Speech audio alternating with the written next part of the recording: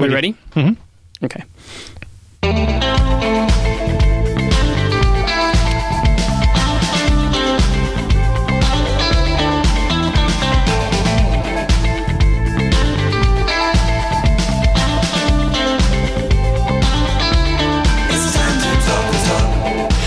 Hello and welcome to this episode of Talk the Talk, RTR-FM's weekly show about linguistics, the science of language. For the next hour, we're going to be bringing you language news, lexicography, and some really great music. Maybe we'll even hear from you.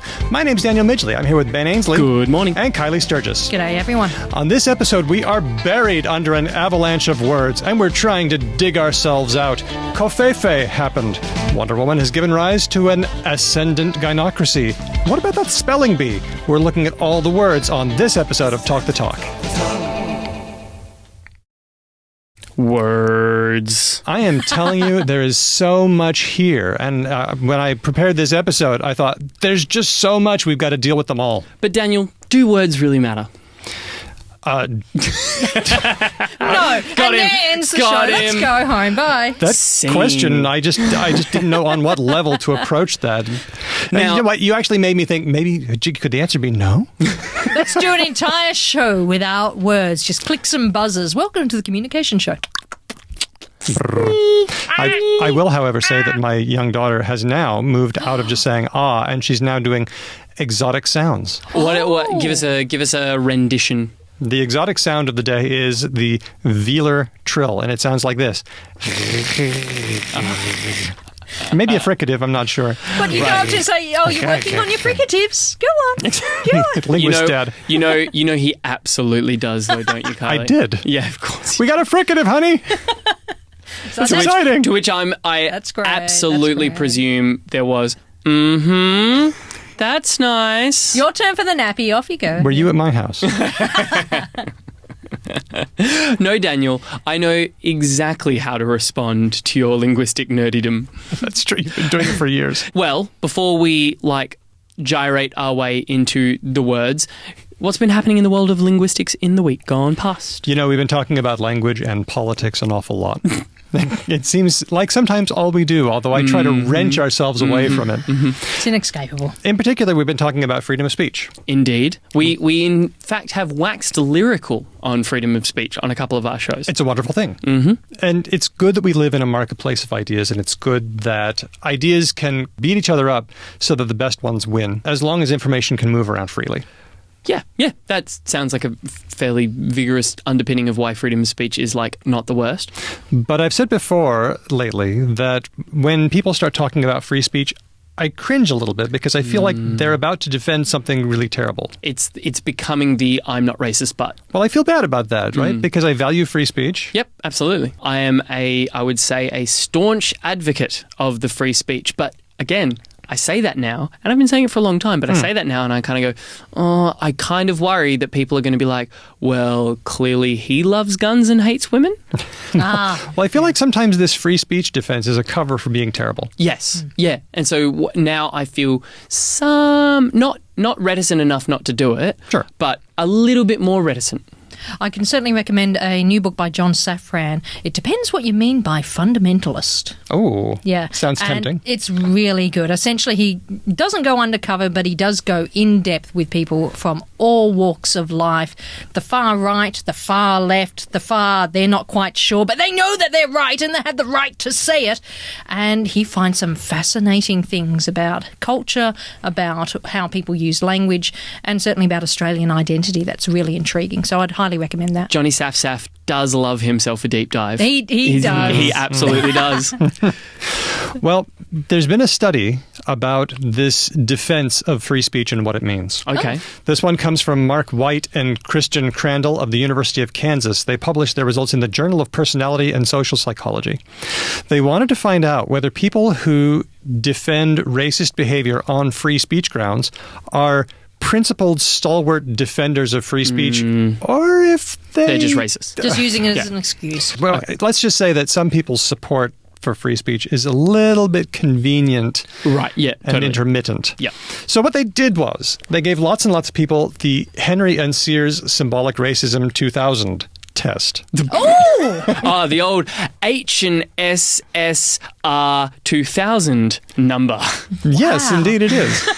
They also asked people to read articles that described people getting punished for racist behavior. Like maybe somebody would go on a racist tirade at work and then get fired. Right. And then they would see it. The people said, well, that's no good. What about freedom of speech, et cetera, et cetera. Right. They also gave some people a similar but fake news story about somebody making like a non-racist tirade, like at a coffee shop or something. Right. I can't stand the fact that you never put the chocolate chippy things on top of my cappuccino. I love the chocolate chippy things and you always give me cinnamon. Get out! Yeah, right. And then the person's like, well, that person had freedom of speech, right? They also gave people a fake news story about somebody abusing cops racistly and then getting punished for it. The people who did the racist stuff. The people who said the racist stuff to the police. Okay. Would they get defended by these Freedom of speech people. Yeah, freedom of speech people? Well, it seems that people only seem to defend the person on free speech grounds when that person was doing racist stuff. Now, when you say people, what are we talking about averages-wise? Like, surely there must be some stalwart free speech people in America. I have met some real loonies in the States who absolutely would defend to the last post all free speech. Yeah, there are. And I'm not trying to say that all people who defend free speech are massive racists, but they did notice on this study a much larger effect than they thought. The number is like 0.45 when you'd expect maybe down low is 0.25 or something like that. Right. 0.33. Pretty big. So they found a very positive correlation between being a friggin' racist and defending racist speech using that free speech argument. So the thing that we thought would be true was absolutely true, which is that if you're a person who tends to spout off like, oh, I don't think that person should have been fired, he was just exercising his right to free speech, probably you wouldn't be the person who's all like, oh, I don't know about that police officer who was, I'm sure there was reasons he was unjust in his application of force. Let me just read this bit from one of the study authors, Mark White. When people make appeals to democratic principles like freedom of speech, they don't always represent a genuine interest in that principle. We think of principles as ideas we use to guide behavior in our everyday lives. Our data show something different. That we tend to make up our mind on something based on our attitudes, in this case racial attitudes, and then decide that the principle is relevant or irrelevant. Right. People do whatever best fits their pre-existing attitudes. God, we haven't encountered that idea before. It's nice to see it done, though. Science, proven we're dicks. Often it's just a good example of cognitive dissonance. We're seeing people say, yes, but that's them, but it's not me. I don't see this as being classed in the same way. And it's not unusual. We do this all the time. We justify things. If we feel threatened, if we feel we're on the out group, we feel that suddenly we're in the wrong, we have certain values that we think we stand by. Well, yes, I do protect freedom of speech, and so I should stand by this particular... So I might not be comfortable, but hey... Maybe there's something to it. Yeah, in fact, I'm all for it. And then you're suddenly on this lovely slippery slope fallacy where you're justifying anything. I was thinking about the critical thinking class that we taught last year, and I wonder if it really helps people become better critical thinkers, or if they just are more confidently wrong. There's a famous Tolstoy quote about that. No matter the complexity of a thing, you can explain it to the simplest man if he has no preconceived idea about the thing. Okay. But you can take the world's greatest genius and you will be unable to explain a single thing to him if he feels like he already has an idea about how it works. Yeah. Wow. And I think it's spot on. No, that's not how a car works. This is how a car works. This is the best kind of car. I know all this about that car. You wouldn't know anything about... Oh, God. Well, this is why I'm encouraged when people in my classes say, your classes made me more confused. Yes. I actually do get comments like my grammar class. When I started taking your grammar class, I thought I was going to find out the right answers to grammar, and now I've seen that language just does what it does, and there's you can have different ways for doing things, and now I just don't know, and I'm always glad about that.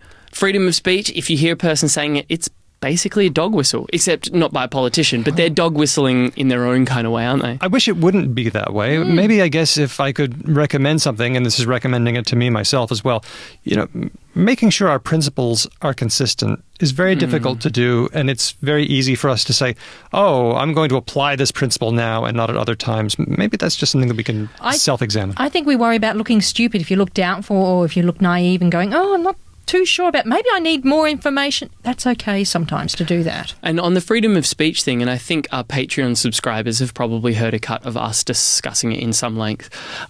It's not like if you feel that free speech is important, which I would say a lot of our listeners do, that it's a black or white thing. It's not like all people have the right to say all things necessarily. That's that principle, that line that you draw is up to you. This data, I think, just shows that you need to be very careful how you draw it, lest you gerrymander in your own head all of the boundaries just as you want them, not as like and this is where something like philosophy might be able to help you out, not in something that's far more rigorous and consistent. I think we can get behind that. Shall we play a tune while we figure out the gerrymandered lines in our own head? Yeah, let's listen to Free by Cat Power on RTR FM 92.1. We're talking about the words. I guess we always talk about the words, but we're specifically talking about the words on this episode of Talk the Talk this week. We do what we do with words, but it's not always that we take an explicitly lexical focus. And an event happened that I think requires it. We're getting lexicographic up in here. Covfefe happened this week. Okay, so great news, you two. Yeah. Because I am curmudgeonly these days and social media annoys me a lot of the time, I see stuff like this happening and I just avoid it. So I am, in all seriousness, I am completely ignorant of the entire Covfefe phenomenon. But I'll tell you what I think I know. Okay, fine. I have a feeling that Trump said it or tweeted it in some way, shape or form, and everyone thinks he's a dummy. Pretty much. Yeah, okay. I think that's pretty all right. Okay. Yeah. Now, catch me up. For the other one human living under a rock who might be listening to this show, what is Covfefe? On the 31st of May at 1:06 a.m., Trump took to Twitter. As you do, the last thing that you might do at the end of the night, you might check your Facebook updates. It's been a long day. Final text, final reminders. And he just decided to tweet, despite the constant negative press, Covfefe. That was the tweet. And then he obviously went to bed. As you do. It's quite Lynchian. Almost like there's a real Twin Peaks vibe to it. But people immediately just went wild. People went nuts. I couldn't believe it. Like, Covfefe happened. Are we mostly in the mode of thought that he made an autocorrect typo? Well, that's where it gets interesting because the sun rises and by this point everyone on the other side of the planet has just been having so much fun. Australia, the UK. I'm certain Russia's been having a giggle over it. Can I just say that linguists have been going nuts over this? Oh, yes. Ben Zimmer has been talking about it. Gretchen McCullough from Lingthusiasm. Everybody has been going to town. I don't know! Why does the plot thicken on this? It just seems like a pretty open and shut... Like, if I was a small town prosecutor trying to get to the bottom of Covfefe, I feel like it would be like all right, there's the blood splatter, there's the trail, I know. There's the murder weapon. It's an autocorrect mistake. I'll tell you what the deal is. We are living in a time where the world is controlled by a stupid narcissist, and all we can do in response is divert ourselves with his verbal dribblings. That's it. Oh, look, Mr. Trump took a dump on his phone. I mean, this gets weirder on all kinds of levels because the first weird thing is that Covfefe stayed up for 4 hours. You think someone in the office, doing the late shift, tidying up the papers, might have said, I should probably, just check the password and maybe just delete that. Nobody deleted it. I'm willing to wager that Trump still has sole access of his Twitter account. I think he probably does. I suspect so. But then things got an order of magnitude weirder. If you hop onto the site Lost at E Minor, written by Zoltan, there's an article which has the blessed headline of Sean Spicer just claimed that Covfefe was something that was understandable in a audio-only press gaggle. Let's hear the audio. Would you please play that? This is White House Press Secretary Sean Spicer defending Covfefe. Thank you, Sean.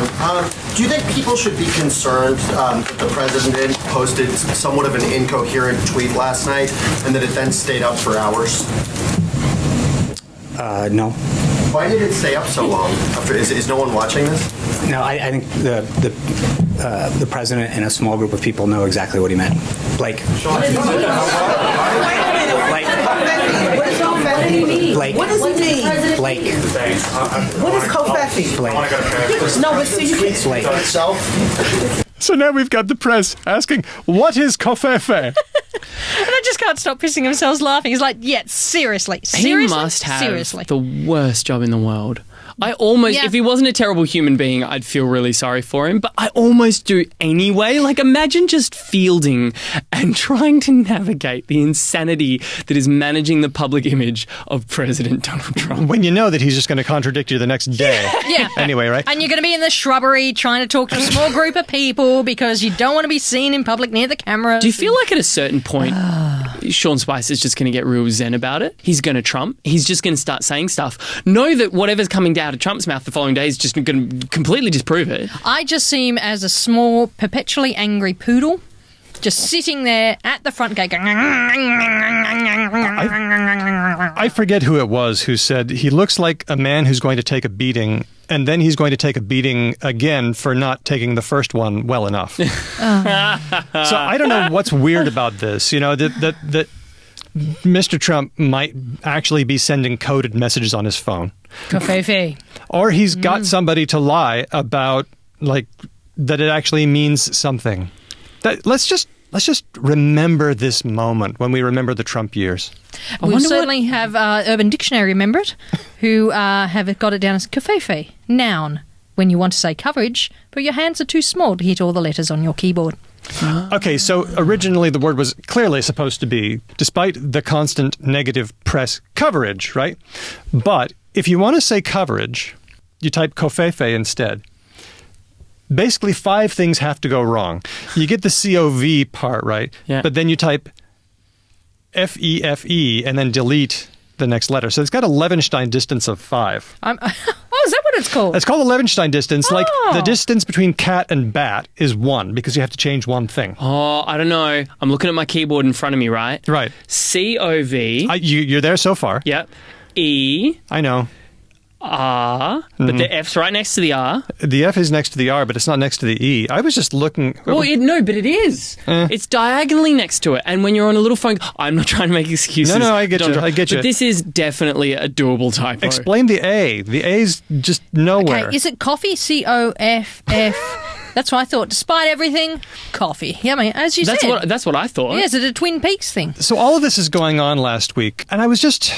What I was thinking while Covfefe was happening was, I was thinking, I would love to have fun with this, but he's going to decide to pull the U.S. out of the Paris Climate Accord. I mean, it's, this isn't funny anymore. It's more noise. I was approaching Covfefe with a good deal of joylessness, right? So then I had a chat with Margie, who was my drama teacher when I was in junior high school. Right. We're still in touch, and she likes to send me stuff.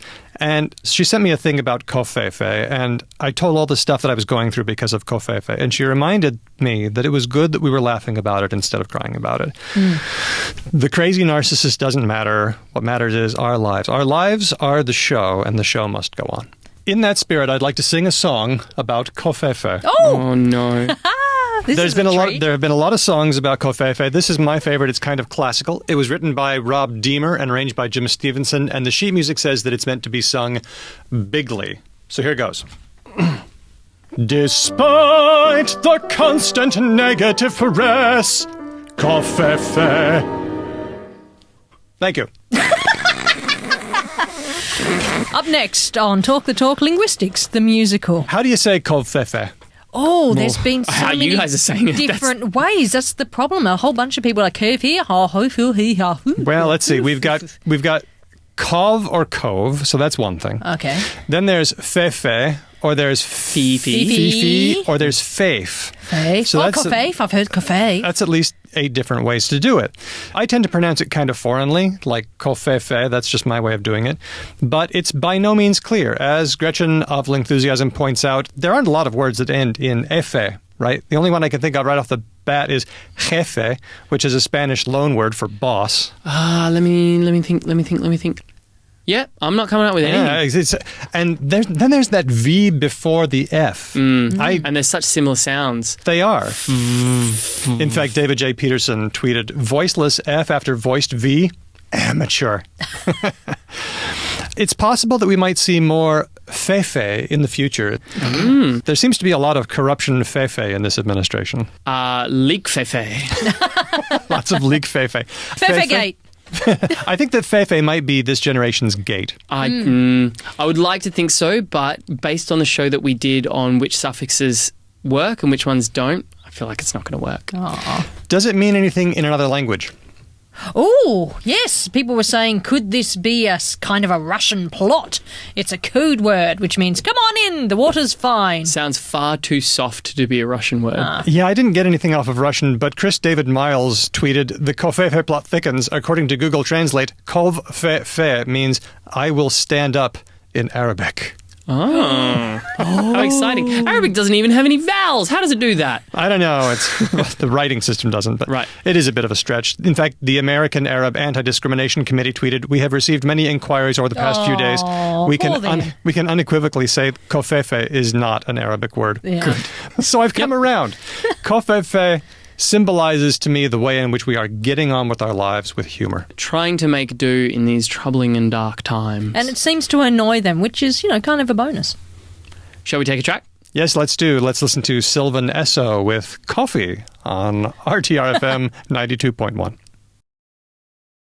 That was Sylvan Esso with Coffee, not Covfefe, on RTRFM 92.1. We're getting lexicographical all up in this business today on Talk the Talk. We're talking about words that have made their appearance in the last week, and we've talked about Covfefe, but now I want to talk about something having to do with the opening of Wonder Woman, the movie. Seen it? I've seen it. I enjoyed it.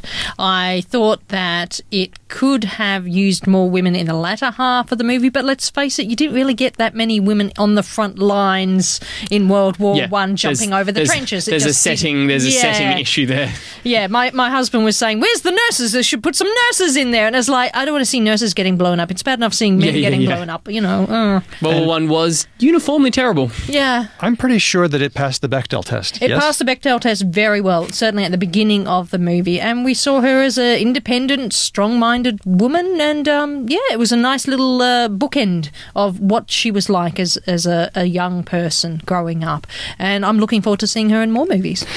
Well, just not, more of the Justice League movies because they're fucking terrible. Anyway. Maybe they've learned. Maybe they've learned how to make movies now. Please.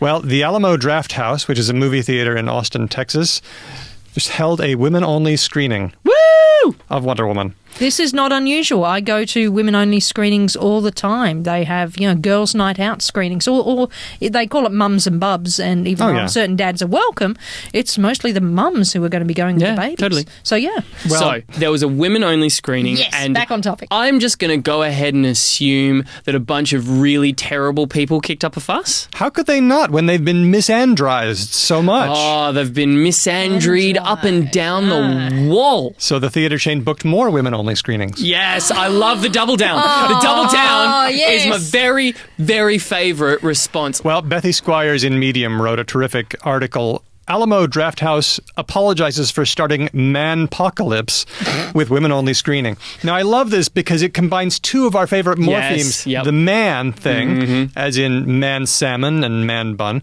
and pocalypse. Yes. Fantastic. How could you not love that? But the satirical article continues.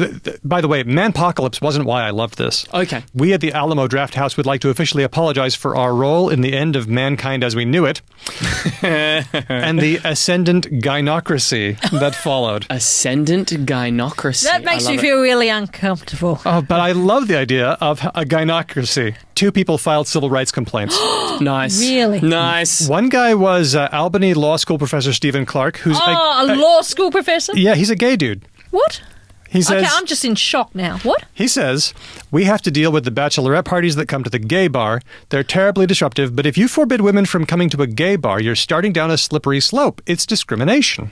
Just charge them more for the drinks, or put aside a section for them. No, this is, we've found the guy. Yeah. We've found the guy from part 1. We've found the guy who was like, you can tell the gays not to come to the club and I'll fight, and you can tell the men the scummy misandry-believing men not to go to the cinema, and I'll fight because I believe in my heart of hearts that it's wrong. Maybe he's a principled guy. Well, he's a law professor. Of course he is. Well, it is a slippery slope, though. You know, Yeah. you start out with an ascendant gynocracy, and then you know what? You're just one step away from the agenda of Nanoside!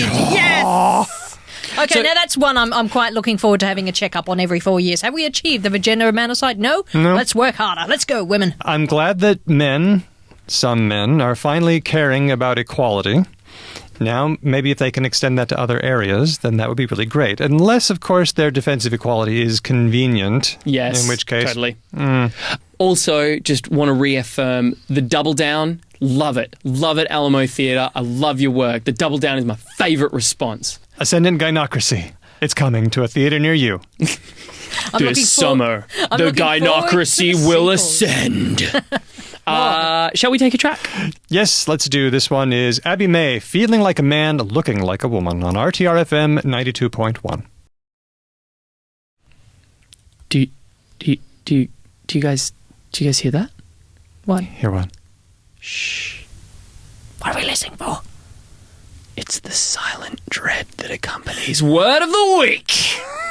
But of course, we've been doing words of the week all day. But All- I feel this is the sacred position, the It one is. where the unavoidable creeping sense of ennui fully locks its teeth into your soul, and you just feel your inner workings crumble. Or you I could quite just- like it, and I just go for it, man. I don't know what's wrong with you. Yeah, I quite enjoy word of the week, actually. Come on. All right, the word of the week this week is marrocaine. Marrocaine. Is this Donald As in the Trump? thing that's in the bone and then the thing that sugar gets made out of. Nope, or is good it guess. Donald Trump, trying to make an order for something that he shouldn't do and misspelling marijuana completely? Good guess again. Got any more? Marrocaine. Marrakne. Well, it's funny you should ask about the spelling, because this word comes to us thanks to the annual Scripps Spelling Bee, Oh. which was held in Washington, D.C. last week. Also known as that competition that Spanish people and Finnish people just can't understand. It is weird that English spelling is so difficult that we have contests to see who can even do it at all. And not just contests, but like crazy competitive, gamified, intense contests. You see some amazing documentary footage in a film called Spellbound, where these little kids are just trying their darndest to win the spelling bee. And recently in Perth we had the 25th annual Putnam County Spelling Bee, a one-act play. I really want to see that musical because I've heard it's really good. Yeah, it was playing down at Subiaco. I missed Avenue Q. I missed Putnam. Oh, Damn. Well- Marrocaine refers to a dress fabric of ribbed crepe made of silk or wool or both. The word was coined in the 1920s. It comes from French, from a word meaning Moroccan. Oh, okay. Yeah, that kind of fabric. So I probably see Marrocaine every time I go down to Fremantle and have a look through all the little fabricy stores and all the You might do. haberdashery mishmash that they have at the markets. Oh, wow. This was the winning word spelled by Ananya Vinay, a year 6 student. Jesus. I know, Year you're 6. That's bananas. Oh, yes, I know what Marrocaine is. I go down to the Frio markets all the time and I check out the Marrocaine. Yeah, thank you, kid. I'm thinking in grade 6, I was like, I wonder where I park my bike. Yeah, exactly, right? I'm looking at the list of words. See, The Guardian live tweeted the whole thing with the words that were spelled, and the words are freaking insane. I was thinking of doing, like we do, a fun contest where I get you guys to try spelling some of the winning words. Let's do it. But no, Why? because I looked at the list of words and there's just no... All right, you want to try? Yeah. Okay, here we go. Okay. Oh, I'm Okay. going to fail at this. Apagoge, which is a type of syllogism. I'll give you a point if you can spell either apagoge or syllogism. Just to be clear, apagoge is different from apogee. It's a totally different word. Right. Okay. In which case, I have no fucking idea. This is what I'm talking about, right? I can spell syllogism. Okay. Syllogism. Very nice. Yes! Okay, in that One case, thing I can do. let's try another one. Thyrophagus. P-T... Yeah, you're already sunk. PHTH. I only know Oh my God. one other word that uses PHTH. What? Yeah, it's the word that I know is phthalates, which are the things that outgas on your car. Well, this is thyrophagus. It refers to an animal that eats lice and other parasites. Here's another one. Saussurite, which is not about Ferdinand de Saussure, the linguist. Saussurite. It's a mineral. Sausurite. Nice try. Saucer. Saussurite. Jesus. This was just one of the early rounds. God. The days of spelling Mississippi are over, my friends. Yeah. You see where I'm going with Yes, this? it's crazy. That's words- bananas. So, I gotta say, my head is off. I'm just flabbergasted by these little kids. What? Yeah, well, it's good to remember that English spelling is the way it is, partially because English is very accepting of the spellings of words from other languages, especially those with Latin and Greek roots. But the word that Ananya won was Marocain, and good on her. Is there a Suggesting link one.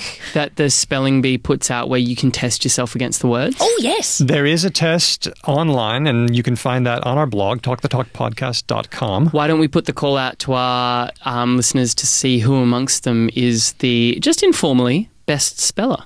And not only that, I'm just curious to see if you speak a language that is, shall we say, a little bit orthographically anomalous, a little bit funny in its spelling, it's departed a bit from the way it sounds, like French or English. Have you ever participated in a spelling contest of any kind? Let's put out the call. All right. I like it. The award for person who wins amongst all of the Talk the Talk listeners, and we'll probably make a little Facebook post and you can just post whatever your results are, is pure, unadulterated bragging rights. You get to be the best speller of a bunch of really nerdy nerds. That's pretty cool. Okay. Well, now that I've been thoroughly shamed by a year 6, which I will be frank, happens to me a lot more often than I would like, shall we take a track so I can drown my misery? Yes, please. Let's listen to the Reverend Horton Heat with Spell on Me on RTRFM 92.1.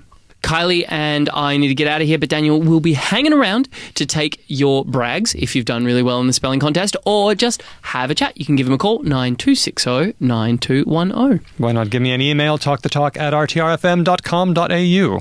And of course, there's always social media. There's our popular Facebook page filled with amazing people from all different walks of life, and you're always chatting to us. Thank you so much. Probably currently fervently battling it out on really hard spelling tests, but don't let that intimidate you.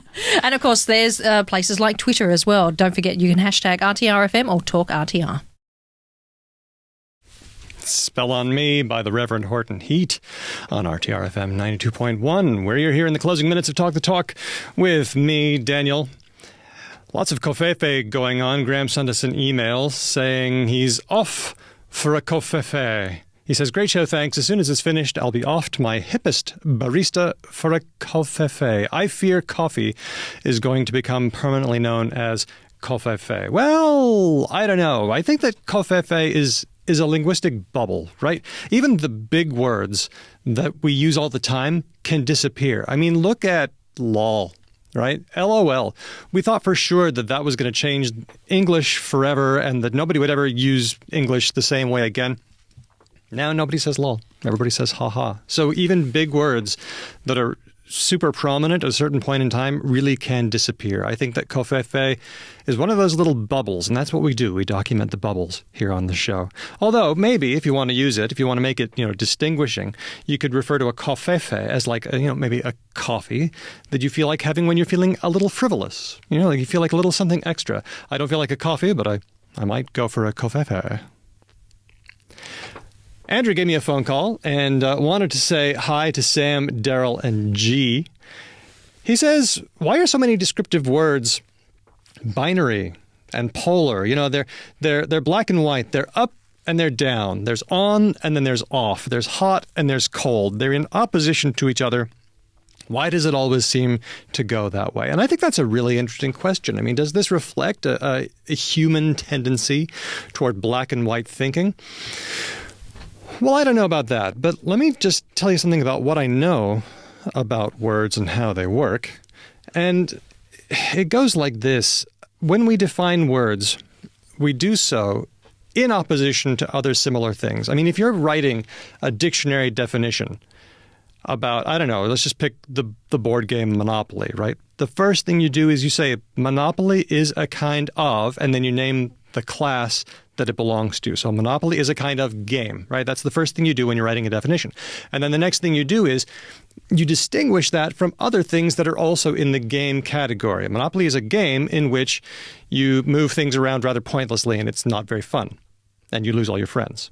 That's how you define a thing. So it's, I think, really true that we define words in terms of not what they are, but also partly in terms of kind of what they are not.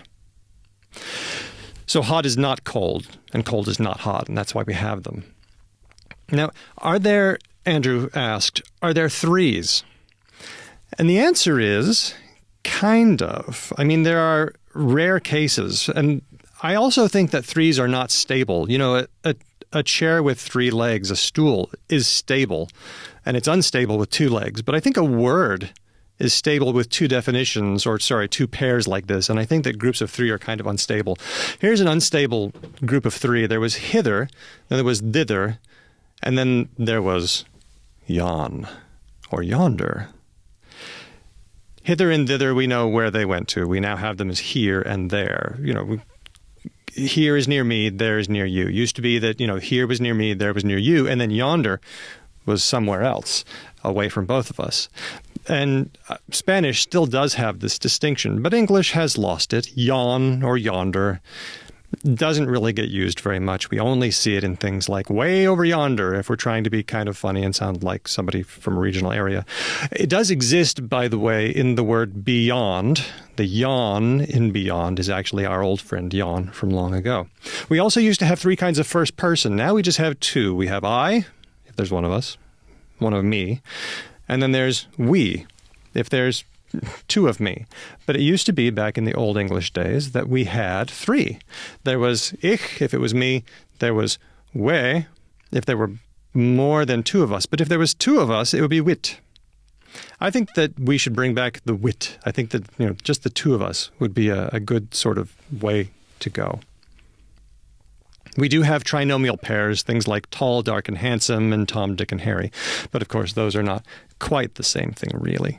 Now, if you're worried about the polar tendency that Andrew's describing, I can have a ray of hope here. Things used to be more polar than they were. If you listen to an episode with me and Ammon Shea, going back into the archives, you can hear us talking about this. Things are loosening up, and the way that they're loosening up kind of annoys people sometimes. I'm thinking of the word literally, which we've discussed many times. Literally is one of those words that seems to be shifting a bit. You know, people get annoyed because they think literally should just mean, you know, literally, but sometimes people use it as an intensifier. They say, I literally threw up when they didn't really throw up, or it was literally flying through the air when it wasn't really flying through the air.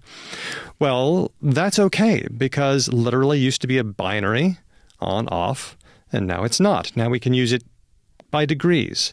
And if you don't like that, then fine, don't use it. But we do use it for lots of things that used to be binary. They used to be on and off, like totally or completely. I was totally embarrassed. What? No, you're just saying that you were embarrassed to a great extent. Okay, our producer Peter Barr has alerted me to an article in The Guardian. There'll be a link up on our page, talkthetalkpodcast.com. And the article is The 35 Words You're Probably Getting Wrong by Harold Evans. Now, Peter's interested in this sort of thing, and he has a reason to, because he, you know, exerts some influence around here in the office, and that's fine. He's the one that makes sure that everybody's writing, when they write for the news or they write for the station, is appropriate, and I think that's really fine. I really resist this kind of article, though, for most purposes. If you're talking to someone, if you're talking to friends, if you're not doing anything serious, it really doesn't pay to heed this kind of advice. Let me just give you some examples of what this gentleman says. The 35 words you're probably getting wrong. Viral. He says it's an unwelcome adjective as related to Ebola, Zika, and other nasty viruses. Okay, well, that's true, but, you know, human brains do have an amazing power, and that is the ability to think in terms of metaphor. He trots out the less and fewer thing, where, you know, you're supposed to say less for quantities of stuff and fewer for items, which is a completely made-up rule, which nobody actually does. It was started by one guy in the 1700s who thought that less and fewer should mean the things that he's describing. But, if you're using language like a regular person, it's okay to say less stuff or less things. He also says that alternatives is wrongly used for choices. Look, this isn't great advice. I think that it annoys me when somebody wants to tell us what words really mean. It doesn't take into account language change, and it doesn't take into account the fact that this whole emphasis on good grammar, bad grammar, it's kind of made up. It doesn't take into account how people really use language, and it's kind of new. And it's not to make sure that we're understandable. It's meant to separate the good people from the bad people. So I think we just need to chill out a little bit. Stop thinking of language in terms of right or wrong and start thinking in terms of appropriate for a situation or less, like if you need to do something serious. All right, this has been my rant, but I'd like to thank you all for listening, for the words that we've had. We had a good time doing this episode, and you're going to have a good time if you follow us on our Facebook page and if you stick around listening to Mark Neal, who's going to be taking us out to lunch very shortly. Thanks very much for listening, and until next time, keep talking. This has been an RTR-FM podcast. RTR-FM is an independent community radio station that relies on listeners for financial support.